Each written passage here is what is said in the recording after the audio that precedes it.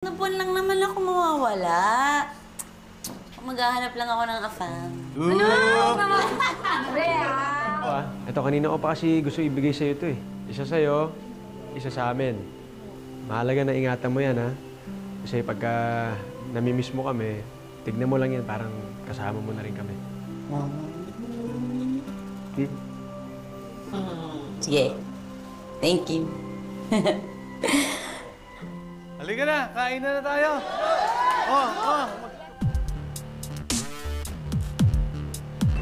Miss Philippines, can you move faster, please, sir? Yes, sir. Yes. Sugar, Ma'am, ako. tapusin mo na yan. Opo. Sige po, ma'am. Salamat po.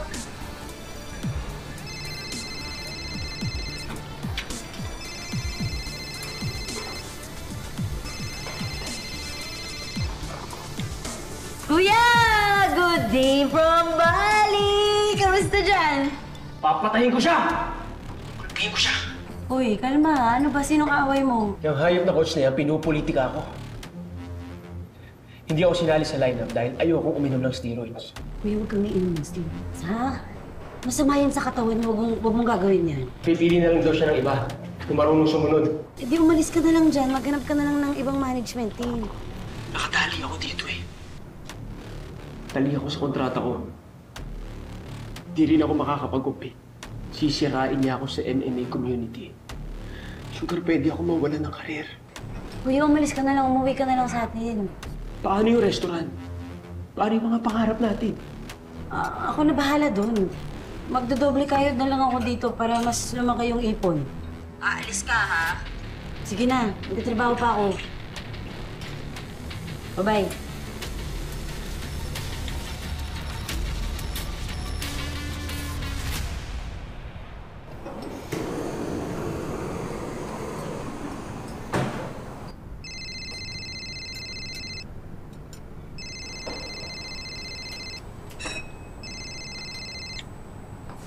Mama, tawagan ko kayo mamaya. Nasa trabaho pa po ako.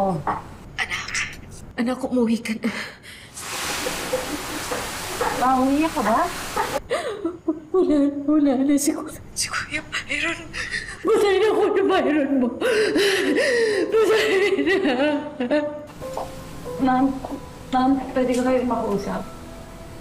Why? What's wrong? May nangyari po sa kuya ko. Kailangan ko umuwi. Sigurado ka ba dyan? Alam mo yung pinagdaanan mo para makarating ka dito, ha? Tapos bigla-bigla alis ka? Sugar, kung aalis ka, hindi ka na makakabuhay.